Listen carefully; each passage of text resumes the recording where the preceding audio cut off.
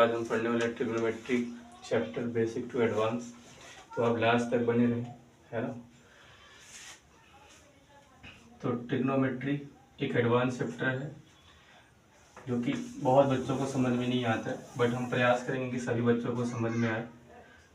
Trigonometry जिसे English में हम ट्रिग्नोमेट्री बोलते हैं, हिंदी में हम त्रिकोणमिति बोलते हैं।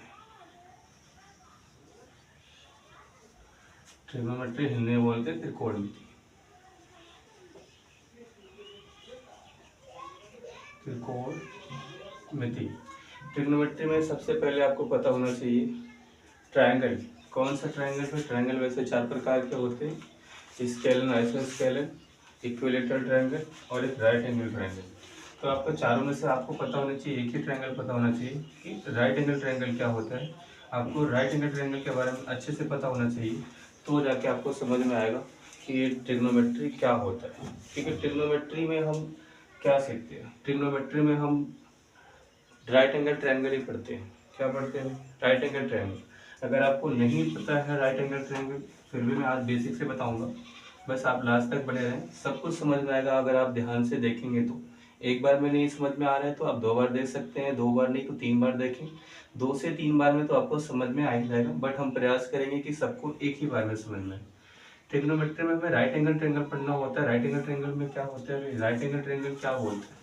राइट एंगल ट्रायंगल में थीटा के सामने जो एंगल होती है, सॉरी, थीटा के सामने जो भुजा होती है, थीटा यानी कि 90 डिग्री के सामने वाली जो भुजा होती है उसे हम कर्ड बोलते हैं।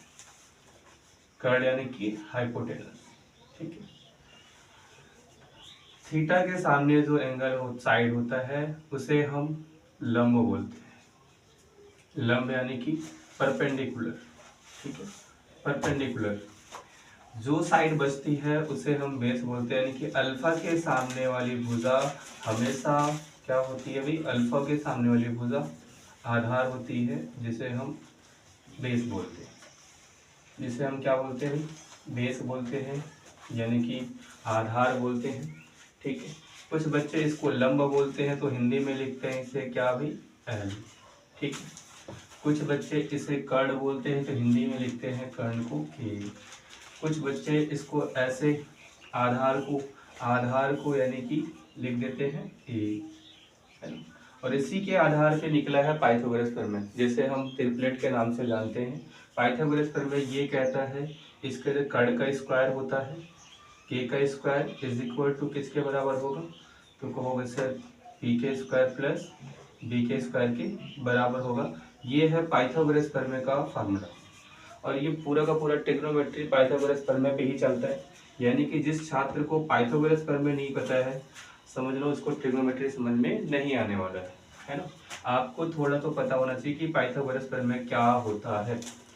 पाइथागोरस प्रमेय का मतलब कि भुजा का स्क्वायर इज इक्वल टू जो होता है आधार का स्क्वायर प्लस में लंब का स्क्वायर। जैसे मैंने आपसे बोला, अगर भुजा, यहाँ पे एक छोटा सा मैं क्वेश्चन बता रहा हूँ आपको। जैसे मैंने कहा आपसे कि ये 5 सेमी है और ये 3 सेमी है, तो बताओ ये कितना होगा? तो आप कह सकते हैं सर अभी आप बताए हैं कि कर्ण का स्क्वायर बराबर क्या होता है।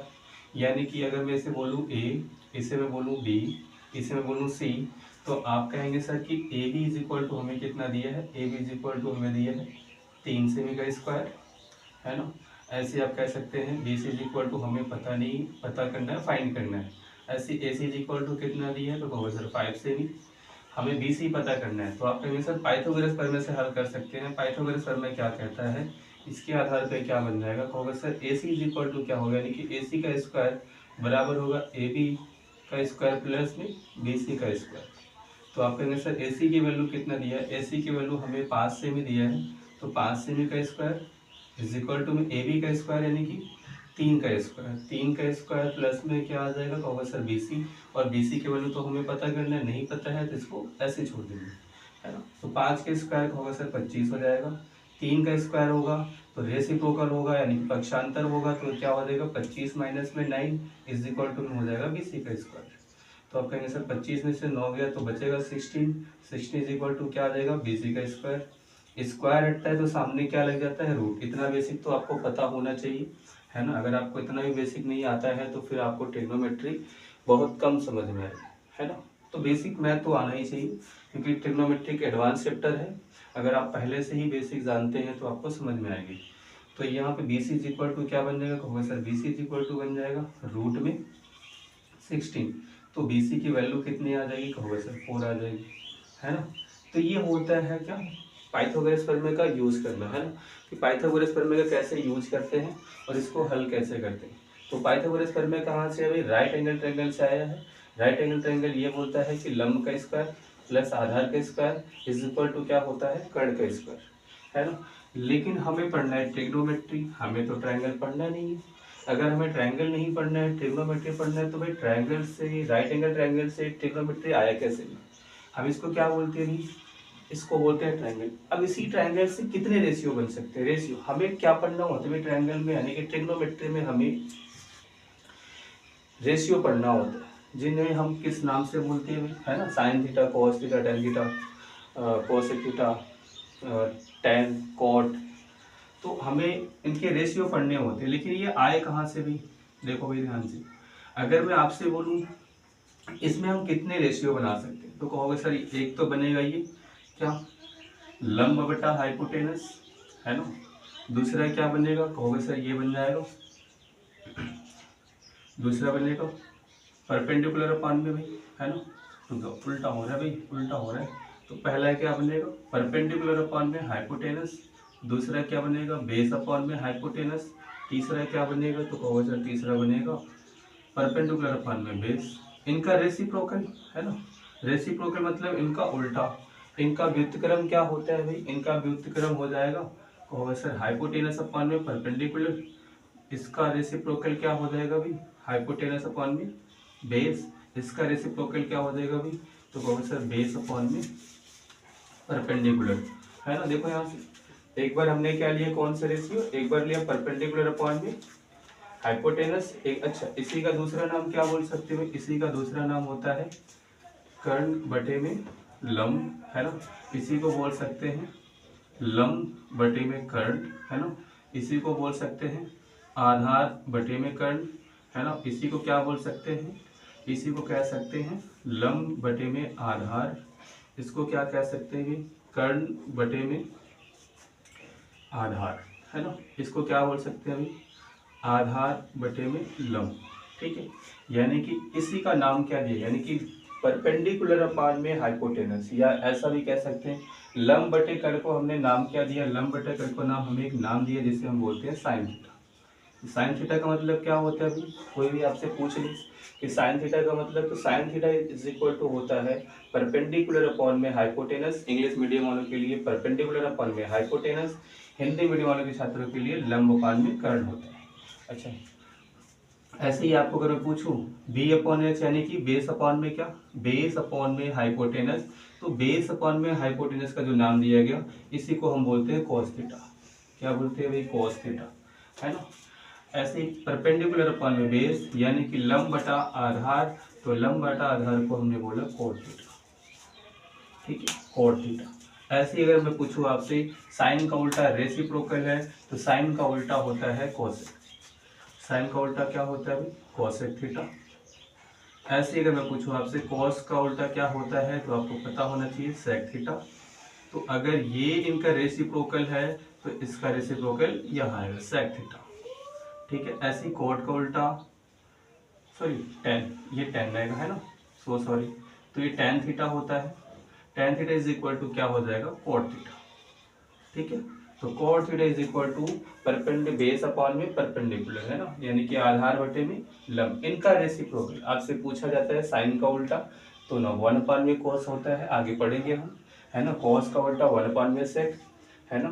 टेन का उल्टा 1 अपॉन में कोट होता है, ठीक है। तो आगे पढ़ेंगे। अच्छा, इनका मतलब क्या होगा, अगर मैं आपसे पूछूं एक क्वेश्चन, है ना, एक क्वेश्चन आपसे पूछूं कि अगर मैं आपको एक ट्रायंगल दूं और इस ट्रायंगल की साइड जो है वो मैंने ये ले लिया, है ना, ये 8 है, ये 15 है और ये 17 है, ठीक है। और अगर मैं आपसे पूछूं बताइए sine theta is equal to कितना होगा, पहला question. Cos theta is equal to कितना होगा, ठीक है। अच्छा यहाँ sine theta is equal to कितना होगा, cos theta is equal to कितना होगा, ऐसे ही tan theta is equal to कितना होगा, और ऐसे ही मैं पूछ लूँ आपसे cosec theta is equal to कितना होगा, ऐसे मैं आपसे पूछ लूँ sec theta is equal to कितना होगा, और मैं ऐसे ही आपसे पूछ लूँ cot theta is equal to कितना होगा, है ना। तो समझ में आएगी आपको। अगर मैं आपसे पूछ लूँ, है ना, तो sine theta is equal to क्या होता है, तो आप कहेंगे sir sine theta is equal to होता है परपेंडिकुलर पार्ट में हाइपोटेनस या लंब बटा कर्ण होते हैं। तो मुझे आप बताएं इसमें से लंब कौन है, तो आप कहेंगे सर लंब तो 15 है ना, ये लंब है। अगर ये लंब है तो कहोगे सर याद आएगा 15, है ना, 15। और यहाँ मुझे बताना भी इसमें क्या है, हाइपोटेनस यानी कि कर्ण, कर्ण कितना भाई 17। तो क्या साइन थीटा 15/17 आ जाएगा क्या भाई। अगर मैं ऐसे ही आपसे पूछूं cos थीटा क्या होगा, तो आप कहेंगे सर cos थीटा क्या होता है, बेस अपॉन में हाइपोटेनस यानी कि आधार बटे में कर्ण। अगर ये आधार बटे कर्ण होता है तो आधार की वैल्यू कितनी है भाई 8 है, यानी कि 8 बटा कितना आ जाएगा भाई 17। ठीक है। अगर मैं आपसे पूछूं टेन थीटा की वैल्यू क्या होगी, तो आप कहेंगे सर टेन थीटा की वैल्यू यानी कि क्या होती है परपेंडिकुलर अपॉन में बेस। तो परपेंडिकुलर अपॉन में बेस यानी कि लंब बटा आधार, तो लंब कितना है कहोगे सर ये है 15, आधार कितना है 8, है ना। अच्छा साइन का उल्टा कोसेक होता है, तो साइन का उल्टा अगर कोसेक थीटा होता है तो साइन का उल्टा यानी कि 17/15, या आप यहाँ से भी कर सकते हैं ना। देखो हाइपोटेनस अपॉन में क्या है परपेंडिकुलर यानी कि कर्ण अपॉन में लंब, तो कर्ण की वैल्यू कितनी है 17 और लंब की वैल्यू 15, तो ये आ जाएगा 17/15, है ना। अगर मैं आपसे पूछूं सेक थीटा की वैल्यू क्या होगी, तो आप कहेंगे सर सेक थीटा की जो वैल्यू होगी यानी कि sec theta is equal to क्या होता है हाइपोटेनस अपॉन में बेस। तो हाइपोटेनस अपॉन में बेस, तो हाइपोटेनस कितना है तो कहोगे सर 17, बेस कितना है तो 8, ये क्या बन जाएगा भी 17/8। अगर मैं आपसे पूछूं कॉट थीटा जी की वैल्यू क्या होगी, तो आप कहेंगे सर कॉट थीटा की जो वैल्यू होगी वो बेस अपॉन में परपेंडिकुलर यानी कि बेस की वैल्यू कितनी है तो वो 8 है, और परपेंडिकुलर की वैल्यू कितनी है तो 15, तो ये कितना हो जाएगा 15/8। अच्छा आप यहाँ से भी देख सकते हैं इनका रेसिप्रोकल है, साइन थीटा अगर 15/17 है तो कॉस थीटा 17/15 होगा। ठीक है। अच्छा ऐसे ही अगर सवाल भी बनता है, बट अभी मैं आगे बढ़ाऊंगा इसको, है ना, बताऊंगा विस्तार से कैसे होता है। अगर इसका रेसिप्रोकल यानी कि साइन का रेसिप्रोकल क्या होता है भाई कोसेक। अगर मैं आपसे पूछ लूँ साइन थीटा, है ना, इंटू में कॉस थीटा, सॉरी इंटू में कॉसेक थीटा, इंटू में कॉसेक थीटा की वैल्यू क्या होगी बताइए। साइन थीटा इंटू में कॉसेक थीटा की वैल्यू क्या होगी, तो आप कहेंगे सर वैल्यू पुटिंग कर देंगे। साइन थीटा की वैल्यू कितने है 15/17, ऐसे कॉस थीटा की वैल्यू क्या है, तो आप कहेंगे सर 17/15, तो कैंसिल हो जाएगा ये क्या 15 से 15 कैंसिल, 17 से 17 कैंसिल, तो वैल्यू कितना आ गया 1। इसीलिए फार्मूला भी होता है sine theta into cos theta is equal to क्या होता है तो 1 होता है। क्या होता है भाई 1, है ना, क्योंकि जब हम साइन थीटा और कॉस थीटा की वैल्यू को पुटिंग करते हैं तो हल करने पे क्या आता है 1 आता है ना। अच्छा इसमें और क्या पूछा जा सकता है, आपको कंफ्यूज करने के लिए भी, है ना, ट्रायंगल को साइड चेंज किया जाता है, ट्रायंगल का साइड, है ना। हम आगे पढ़ते हैं, है ना। तो अभी जो हम पढ़े हैं उसको एक बार थोड़ा सा एक बार अगेन रिपीट कर ले रहे हैं, है ना। क्या पढ़े अभी हम लोग ट्रायंगल के बारे में जान रहे थे, राइट एंगल ट्रायंगल के बारे में, कि थीटा के सामने वाला जो भुजा होता है उसे क्या बोलते हैं भाई, थीटा के सामने वाला जो भुजा होता है उसे हम यानी कि 90 डिग्री के सामने वाली जो भुजा होती है उसे हम कर्ण बोलते हैं। क्या बोलते हैं थीटा के सामने जो भुजा होती है उसे हम क्या बोलते हैं भाई, थीटा के सामने वाली भुजा को हम लंब बोलते हैं। ठीक है। ऐसे ही अगर मैं पूछूँ इसका कुछ नाम दें, जिसका नाम कुछ भी दे सकते हैं आप अपने अकॉर्डिंग, बट मैं इसे अल्फा बोल रहा हूँ। मैंने बोला अल्फा के सामने वाला जो भुजा होता है उसे हम आधार बोलते हैं, है ना। कर्ण को हम हाइपोटेनस बोलते हैं, इंग्लिश मीडियम वालों के लिए कर्ण को हम हाइपोटेनस बोलते हैं, लंब को परपेंडिकुलर बोलते हैं, आधार को बेस बोलते हैं।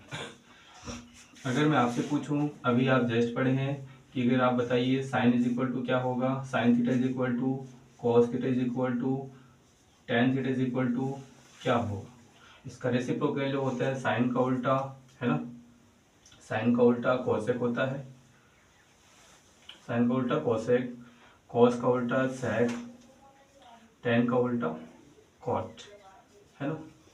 Cot theta, sec theta, cosec theta. अगर मैं इनकी वैल्यू आपसे पूछूं तो आप कैसे बताएंगे? अभी जस्ट आप पढ़े हैं, अगर आप ध्यान से देखे होंगे तो आप जवाब दे सकते हैं। तो आप डिस्क्रिप्शन कमेंट बॉक्स में आप मैसेज कर सकते हैं, है ना। अगर आपको अच्छा लग रहा है तो आप लाइक भी कर दें। Sine theta is equal to क्या होता है? परपेंडिकुलर अपॉन बी हाइपोटेनस, यानी कि कर्ण लंब बटे में कर्व, है ना। अगर मैं पूछूं आपसे cos theta is equal to क्या होता है, तो cos theta is equal to base upon में हाइपोटेनस, यानी कि आधार बटे में कर्व, ठीक है।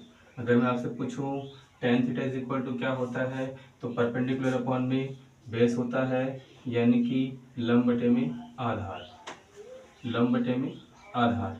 अगर मैं आपसे पूछूं cosec theta is equal to क्या होता है, तो आप बोलेंगे सर साइन का उल्टा कोसेक होता है, यानी कि हाइपोटेनस अपॉन में परपेंडिकुलर, यानी कि हिंदी मीडियम वाले के लिए क्या बोलेंगे भाई, कर्ण बटे में लंब, ठीक है।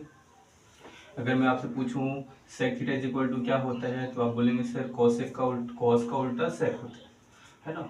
कॉस का उल्टा सेक होता है, तो सेक क्या होगा भाई, तो आप बोलेंगे सर हाइपोटेनस अपॉन में बेस, और हिंदी मीडियम वालों के लिए भी कर्ण बटे में आधार, ठीक है।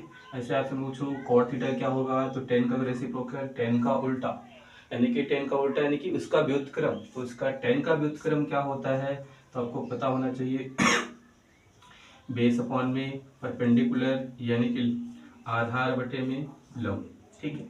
आपको पता होना चाहिए। अच्छा, अब इसे याद करने का तरीका क्या होना चाहिए? अब कई टीचर अपने अपने तरीके से याद कराते हैं, है ना। तो इसके बहुत सारे तरीके हैं याद करने के लिए, आप हमेशा के लिए इसे याद कर सकते हैं।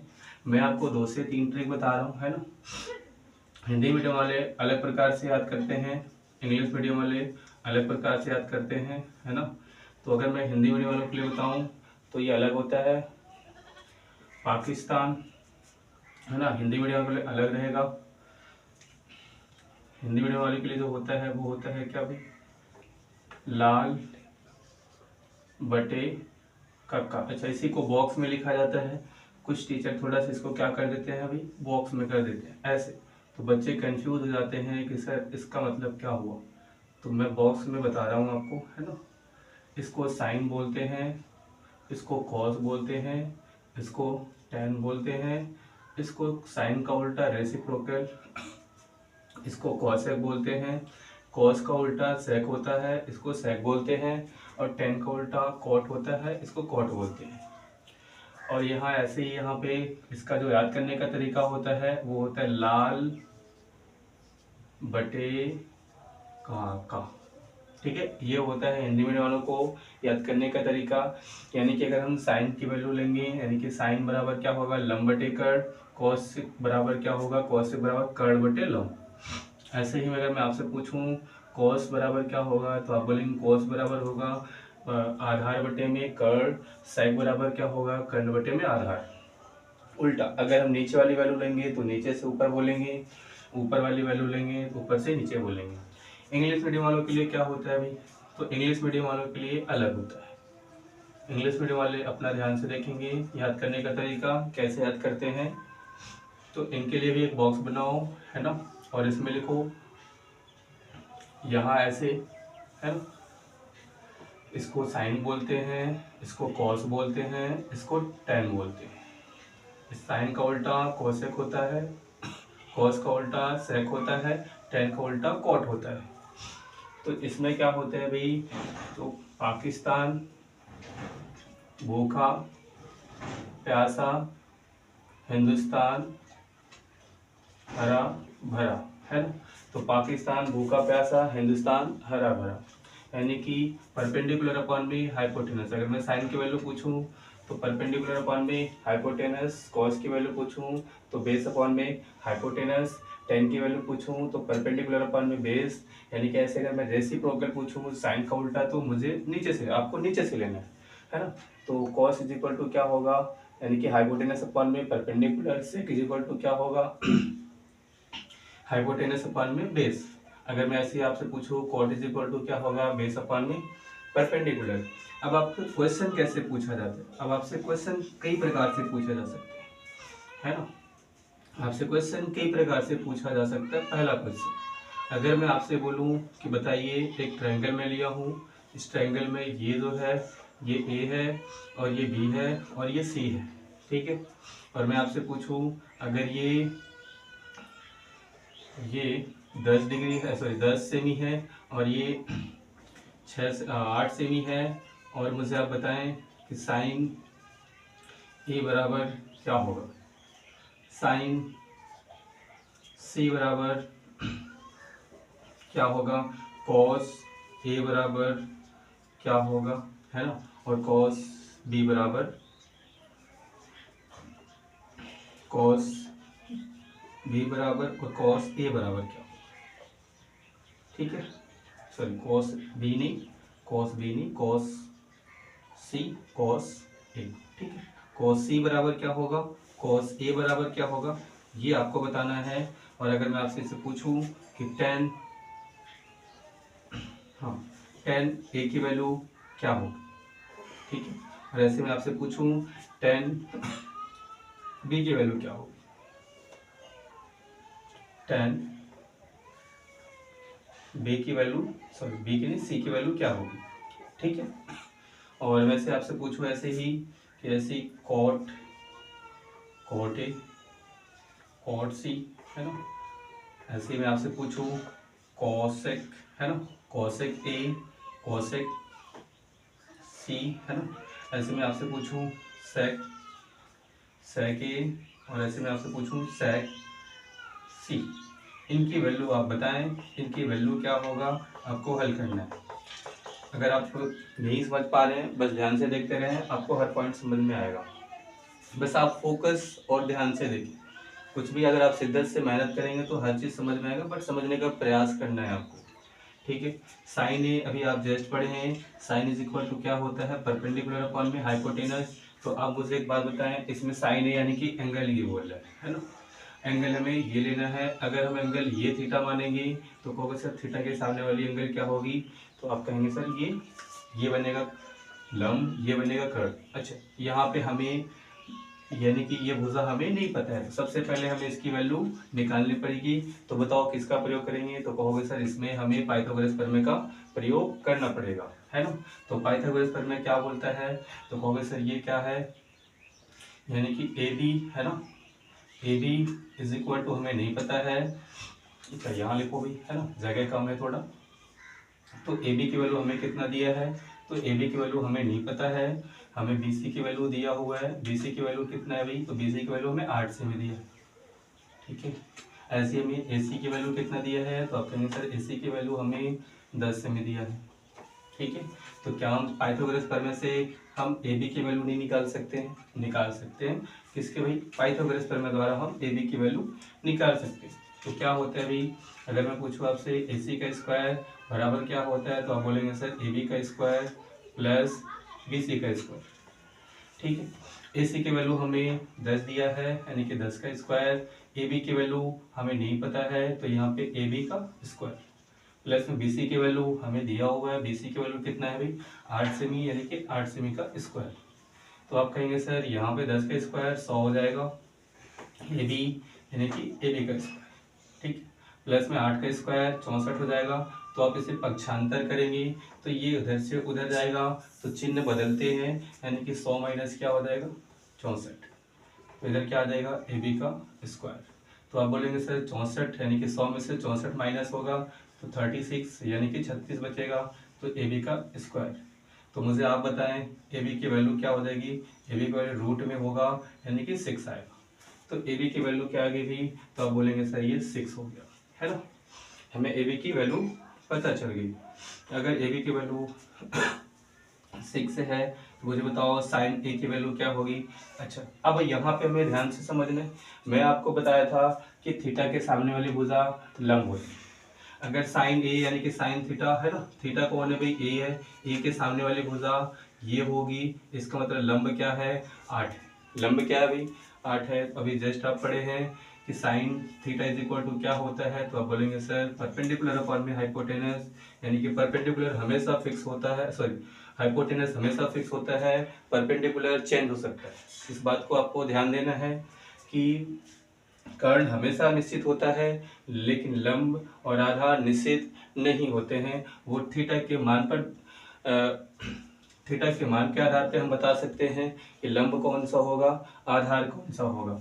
तो थीटा इसमें ए है, तो ए के सामने वाली भुजा क्या बनेगी भाई, लंब बनेगी, यानी कि साइन ए की वैल्यू क्या आ जाएगी भाई, 8 अपॉन में 10। अगर मैं आपसे पूछूं साइन सी की वैल्यू, यानी कि साइन सी, तो मुझे एक बात बताएं आप, अगर थीटा इसे बोलेंगे तो बताओ क्या परपेंडिकुलर ये बनेगा, तो बोलेंगे आप हाँ सर। अभी आप जस्ट बताए हैं थीटा के सामने वाली भुजा क्या होती है, लंब होती है। तो अगर थीटा सी होगा तो भुजा यानी कि लंब कौन सी होगी भाई, 6 होगा, है ना। यानी कि साइन सी की वैल्यू पूछा जा रहा है, इसका मतलब साइन सी क्या है, थीटा है। अगर साइन सी थीटा है तो साइन सी थीटा के सामने वाली जो भुजा होगी वो लंब का काम करेगा, यानी कि साइन सी की जो वैल्यू होगी वो क्या होगी, 6/10। ठीक है। अगर मैं आपसे ऐसे पूछूं कॉस सी की वैल्यू क्या होगी, तो आप बोलेंगे सर कॉस सी, यानी कि कॉस सी ये बोल रहा है कॉस सी, तो cos C is equal to क्या होता है, तो आप बोलेंगे परपेंडिकुलर अपॉन में क्या, बेस अपॉन में हाइपोटेनस। तो कॉस सी यानी कॉस थीटा, थीटा के सामने वाला एंगल ये लंब होगा, ये आधार होगा, तो यानी कि क्या आएगा भाई, आधार बटे कर्ण होता है, तो यानी कि ये आ जाएगा 8/10। ठीक है, क्या आपको समझ में आ रहा है बात। ठीक है, आप समझने का प्रयास करें, मैं जहाँ से हो रहा है मैं बेसिक टू बेसिक बता रहा हूँ हर पॉइंट को, है ना। बस आपको ध्यान से देखना है। अगर मैं आपसे पूछूं cos A is equal to क्या होता है, तो कुछ नहीं करना है, कॉस ए यानी कि ये एंगल ये लेना है। अगर एंगल ये लेंगे तो एंगल के सामने वाली भुजा क्या बनेगी, लंब बनेगी। इसका मतलब ए की जो वैल्यू आएगा, कॉस ए की जो वैल्यू आएगा, यानी कि आधार ये बनेगा, है ना। तो क्या आ जाएगा 6/10। ठीक है। ऐसे अगर मैं पूछूं tan a की वैल्यू क्या होती है, तो आपको पहले देखना है, यानी कि tan इज इक्वल टू क्या होता है भाई, परपेंडिकुलर अपॉन में बेस होता है, परपेंडिकुलर अपॉन में बेस। यानी कि एंगल अगर ये a रहेगा तो पर लंब क्या बनेगा भाई, ये बनेगा, आधार ये बनेगा, तो क्या आ जाएगा 8/6 आ जाएगा। ठीक है, यानी कि लंब ऊपर आधार नीचे, यानी कि अगर एंगल a लेंगे तो लंब 8 बनेगा, यानी कि भुजा ये लंब होगा। अगर एंगल सी लेंगे तो लंब ये भुजा होगी। बस ये आपको बात याद होना चाहिए, थीटा के सामने हमेशा लंब होती है। आपको कंफ्यूज किया जा सकता है, यानी कि साइड के आधार पे। अगर थीटा का मान चेंज हो रहा है तो यानी कि एंगल भी क्या होगा भाई, थीटा अगर चेंज होगा यानी कि एंगल भी चेंज होगा। देखो आगे देखो भाई, अगर आपसे पूछा जाए tan c, यानी कि tan c अगर ये एंगल लेंगे तो लंब ये बनेगा, और tan इज इक्वल टू क्या होता है, लंब बटा कर्ण, है ना। तो अगर ये लंब होगा तो बोलोगे सर क्या बनेगा, 6/8 बनेगा। ठीक है। और देखो भाई ऐसे में कॉट पूछूं, कॉट ए की वैल्यू क्या होगी, तो कॉट ए की वैल्यू tan ए की वैल्यू को उल्टा होगा, यानी कि 6/8 होगा। ठीक है। कॉट सी पूछूं तो कॉट सी टेन सी की जो वैल्यू है उसका उल्टा, यानी कि 8/6 होगा। अगर मैं पूछूं आपसे कोसेक ए, तो कोसेक ए की वैल्यू क्या होगी, तो साइन ए की वैल्यू का उल्टा, यानी कि 10/8 होगा। ऐसे कॉस सी पूछूं तो कॉस सी यानी कि साइन सी की जो वैल्यू होगी उसका उल्टा, यानी कि 6/10 है साइन, तो यहाँ पे कॉसेक क्या होगा, तो आप बोलेंगे सर इसका होगा 10/6 होगा। अगर मैं आपसे पूछूं ऐसे ही इस सेक ए की वैल्यू क्या होगी, तो आपको कुछ नहीं करना है, कॉसेक का उल्टा, यानी कॉसेक ए की वैल्यू क्या है, 6/10 है, तो कॉस एक सेक की जो वैल्यू होगी वो क्या हो जाएगी भाई, 10/6 हो जाएगी।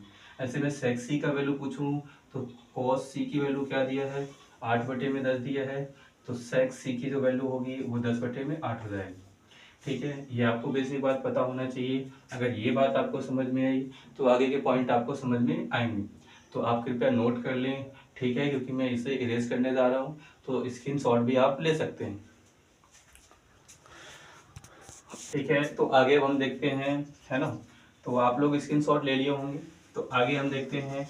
आगे क्या है, आपसे मैं क्वेश्चन कर रहा हूँ। पहला क्वेश्चन, क्वेश्चन आपसे कई प्रकार से पूछे जा सकते हैं। मैं भी आपको बेसिक क्वेश्चन करा रहा हूँ, तो आप ध्यान से देखेंगे, है ना। आप क्वेश्चन कर पाएंगे अगर आप पीछे ध्यान से देखे हैं तो। अगर मैं आपसे पूछूं sine theta is equal to 3/5 है, तो बताओ tan theta is equal to क्या होगा, cos theta is equal to क्या होगा। क्या आप ये बात बता सकते हैं? और आप एक और क्वेश्चन बताइए, कोस थीटा इंटू में साइन थीटा की वैल्यू क्या होगी। ठीक है, आप यहाँ से प्रूव भी कर सकते हैं कि sine theta into cos theta is equal to क्या होता है। तो आप बोलेंगे सर यानी कि sine theta is equal to क्या होता है, तो आप बोलेंगे कि सर परपेंडिकुलर अपॉन में हाइपोटेनस, यानी कि लंब बटे में कर्ण होता है, लंब बटे में कर्ण होता है। तो आप बोलेंगे यानी कि हमें लंब और कर्ण की वैल्यू पता है, लंब कितना है तो आप बोलेंगे सर 3 है, कर्ण की वैल्यू कितना है तो आप बोलेंगे 5 है, यानी कि ये क्या है, ट्रायंगल है। कौन सा भाई, राइट एंगल ट्रायंगल, यानी कि इसे हम क्या बोलते हैं, इसे हम कर्ण बोलते हैं, यानी कि ये 5 है। इसे हम लंब बोलते हैं, यानी कि ये 3 है। तो बताओ आधार कितना होगा, क्या आप बता सकते हैं? तो बोलेंगे हाँ सर, पाइथागोरस प्रमेय से निकालेंगे, इसे हल करेंगे तो कितना आएगा, 5 का स्क्वायर माइनस का 3 का स्क्वायर इज इक्वल टू कितना आ जाएगा, जो भी संख्या आएगा वो रूट में आएगा, है ना। तो आएगा ये कितना, 25, 25 में से 9 आ जाएगा तो 16 का रूट, तो आप बोलेंगे सर ये कितना आ जाएगा, 4 आ जाएगा। तो इसकी वैल्यू कितनी आ गई, 4 आ गई, यानी कि ये 4 सेमी है। ठीक है, अगर ये 5 सेमी है, ये 3 सेमी है, तो ये 4 सेमी होगा। ठीक है, अगर मैं आपसे अब पूछूं टेन थीटा की वैल्यू क्या होगी, तो मुझे आप बताएं tan theta is equal to क्या होता है। आपको पता होना चाहिए, परपेंडिकुलर अपान में बेस होता है। तो बताओ परपेंडिकुलर कितना है, तो आप बोलेंगे सर 3 सेमी है। तो बताओ बेस कितना है, 4 सेमी है, तो क्या ये 3/4 आ जाएगा क्या। फिर मैं आपसे पूछूं cos थीटा क्या होता है, तो आपको याद होना चाहिए cos theta is equal to क्या होता है। तो आपको पहले से ही पता होना चाहिए, बेस अपॉन में हाइपोटेनस होता है। तो बेस की वैल्यू कितनी है, 4 है, हाइपोटेनस कितना है, 5 है, तो ये 4/5 होगा। और अगर मैं आपसे पूछूं cos theta into sine theta की वैल्यू क्या होगी, तो आपको पता होना चाहिए cos थीटा की वैल्यू क्या है। तो कहोगे सर cos थीटा की वैल्यू 4/5 है, और ऐसे इंटू में साइन थीटा की वैल्यू क्या है, 3/4 है। तो 4 से 4 खत्म हो गया, तो बचा क्या, 3/5। ठीक है, क्या आपको ये बात सॉरी यहाँ पे वैल्यू की जो पुटिंग किया गया ये क्या है भाई, गलत है ना। तो cos थीटा की वैल्यू क्या है, cos थीटा की वैल्यू हमें दिया हुआ है 4/5, इंटू में साइन थीटा की वैल्यू 3/5। तो इसको हल करेंगे तो ये क्या आएगा, कहोगे सर ये आ जाएगा 12/25। ठीक है, आपको ये पता होना चाहिए, यानी cos theta into sine theta की जो वैल्यू होती है वो कितनी आ रही है, वो अलग होता है, फार्मूले के आधार पे करेंगे तो वो अलग होता है। यहाँ पे ये वैल्यू के आधार पे ये इतना आएगा। आपसे पूछा जाता है सब question, cos theta into sine theta की वैल्यू बताओ, ऐसे आपको वैल्यू दिया जाएगा और आपसे ऐसे पूछा जाएगा। अगर आपको ये नहीं पता रहेगा तो आप नहीं कर पाएंगे।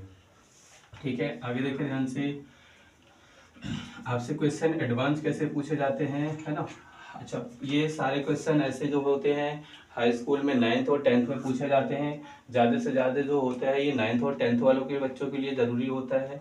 11th में ये नहीं होता है, 11th 12th में 11th में ये नहीं होता है, 11th में 12th में ये नहीं पढ़ना होता है, क्योंकि ये चैप्टर जो होता है वो 9th और 10th के लिए होता है। 9th और 10th में ये क्वेश्चन यूपी बोर्ड में और सीबीएसई बोर्ड दोनों में आता है, और दोनों के बच्चों के लिए ये बहुत इंपॉर्टेंट है, उन्हें ये आना चाहिए, अदरवाइज उनके मार्क्स कम हो जाएंगे। तो आपको अगर मैं क्वेश्चन और पूछूं, क्वेश्चन नंबर 2 अगर मैं बात करूं कि sine theta is equal to 1/√3 है, तो बताइए आप cos theta is equal to क्या होगा। ठीक है, cos theta is equal to क्या होगा, तो आप बोलेंगे सर अगर sine theta is equal to 1/√3 है, इसका मतलब हमें क्या दिया है, परपेंडिकुलर अपॉन में हाइपोटेनस, यानी कि हाइपो की वैल्यू √3 है, तो परपेंडिकुलर की वैल्यू कितनी होगी, तो आप कहेंगे सर ये 1 दिया हुआ है।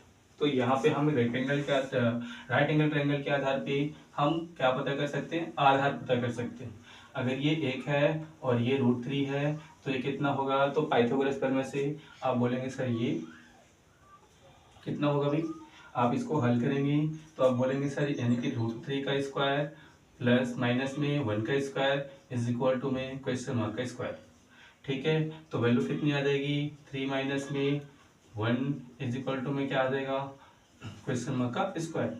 इसको आप हल करेंगे तो यानी कि जो वैल्यू आएगी वो किस में आएगी भाई, √2 में आएगी। यानी कि ये वैल्यू कितना होगा, तो आप बोलेंगे सर √2 क्या होगा भाई, √2 होगा। यानी कि हम कह सकते हैं cos theta is equal to क्या होगा, तो आप बोलेंगे sir cos theta is equal to होता है बेस अपॉन में परपेंडिकुलर, सॉरी बेस अपॉन में हाइपोटेनस। तो बताओ बेस कितना है भाई, तो बेस है √3, बताओ भाई सॉरी √2, तो बताओ हाइपोटेनस कितना है, √3। ठीक है, ऐसे क्वेश्चन आपसे पूछे जाते हैं और भी। अच्छा, मैं आपसे एक एरर पूछ रहा हूँ, अगर मैं आपसे पूछूं कि बताइए sine theta is equal to 5/4 लिखा हुआ है, तो बताओ ये सही है या नहीं, बताओ भाई। Sine theta is equal to 5/4 लिखा है, क्या ये सही है या नहीं। अच्छा, दूसरा मैं अगर आपसे और एक बेस से पूछूं साइन इंटू अगर थीटा लिखा है, क्या ये सही है या नहीं। ठीक है, एक मैं और क्वेश्चन आपसे पूछूं, बताइए cos theta is equal to, ठीक है, cos theta is equal to 10/6 लिखा है, क्या ये सही है या नहीं। तो आपको पता होगा कि कर्ण जो होती है राइट एंगल ट्रायंगल में सबसे बड़ी भुजा होती है। तो ये आपको बात ये पहले से ही पता होना चाहिए, कर्ण जो होता है समकोण त्रिभुज में सबसे बड़ी भुजा होती है। तो मुझे आप एक बात बताएं sine theta is equal to क्या होता है, तो आप बोलेंगे सर परपेंडिकुलर अपॉन में हाइपोटेनस। परपेंडिकुलर इसका मतलब लंब हुआ, यानी कि लंब 5 दिया है, ठीक है, हाइपोटेनस 4 दिया है। कभी भी याद रखना लंब नहीं बड़ा हो सकता है कर्ण से, कर्ण हमेशा लंब से छोटा होता है, यानी कि ये गलत है, यानी कि ये क्या है, गलत है। अगर मैं पूछूं आपको क्या sign theta into sine into theta को ऐसे लिख सकते हैं क्या गुणे के रूप में, तो नहीं, कभी नहीं लिख सकते हैं, ये गलत होता है। क्योंकि ये क्या होता है, ये एक रेशियो की वैल्यू यानी कि मान होती है। जैसे हम x को एज्यूम करते हैं वैसे हम साइन को मानते हैं, और ये थीटा क्या होता है, ये एंगल को बताता है। तो ये दोनों कभी अलग नहीं लिखे जा सकते हैं, इनटू में भी नहीं, प्लस में भी नहीं। अच्छा, प्लस में लिख सकते हैं बट थीटा साथ में ही होता है, कभी भी इन्हें हम अलग नहीं लिख सकते। अच्छा, यहाँ पे क्या गलती है, cos theta is equal to क्या होता है, तो cos theta is equal to होता है बेस अपॉन में हाइपोटेनस। तो कभी भी क्या होता है, बेस नहीं बड़ा होता है, हमेशा कर्ण बड़ा होता है। तो यहाँ पे ये भी क्या हुआ, गलती हुआ। तो आपको कभी कभी गलत पूछा जाता है, आपको गलती को भी सही बना देते हैं, है ना, आप स्मार्ट भी होते हैं बहुत, गलती को भी सही बना देते हैं। तो गलत पर ध्यान देना है हमेशा कि कर्ण हमेशा सबसे बड़ी होती है, तो कर्ण का मान भी सबसे बड़ा होगा। ठीक है। अच्छा, और भी क्वेश्चन आपसे पूछे जाते हैं, जैसे मैं आपसे पूछूं कि बताइए, आपसे क्वेश्चन कई प्रकार के बनते हैं। अगर मैं आपसे बोलूं साइन, ठीक है, साइन थीटा इंटू में कोट थीटा क्या होगा, यदि साइन यदि tan theta is equal to 4/5 है, ठीक है, 4/5 है। तो बताइए sine theta into cot theta is equal to क्या होगा। तो आपको पहले से पता होना चाहिए tan theta is equal to क्या होता है, परपेंडिकुलर अपॉन में बेस होता है। अगर आपको ये बात नहीं पता है तो आपको पता चल जाएगा तीनों साइड कितना हो जाएगा। अगर एक साइड 4/3 होगा, ये 5 नहीं होगा, ठीक है। तो अगर ये 4/3 होगा तो आप बोलेंगे सर पहली भुजा अगर 4 है, दूसरी भुजा 3 है, तो तीसरी भुजा निश्चित ही 5 होगी, यानी कि ट्रिपलेट। इसी का हम नाम देते हैं ट्रिपलेट। आपको ट्रिपलेट याद होना चाहिए, ट्रिपलेट यानी कि दो संख्याओं का स्क्वायर तीसरी संख्या के स्क्वायर के बराबर हो तो उसे हम ट्रिपलेट बोलते हैं। जैसे कि 8, 15, 17, और होता है 6, 8, 10, ठीक है। ऐसे बहुत सारे ट्रिपलेट होते हैं, आपको याद होना चाहिए। अगर आपको ट्रिपलेट नहीं याद है तो आप क्वेश्चन को जल्दी नहीं कर पाएंगे, आपको समय लगेगा, है ना। जल्दी करने के लिए आपको ट्रिपलेट याद करना चाहिए। आगे का जो क्वेश्चन है आगे हम कल पढ़ेंगे, ठीक है, क्योंकि वीडियो बहुत लंबी हो जाएगी तो आपको भी दिक्कत होगी। छोटा वीडियो रहता है तो आप उससे जल्दी देख भी सकते हैं, जल्दी रिवाइज भी कर सकते हैं। बड़ा होने के बाद ना उसे आप पढ़ पाते हैं, ना आप रिवाइज कर पाते हैं। अगर आपको वीडियो अच्छी लग रही हो तो आप इसमें कमेंट करें ताकि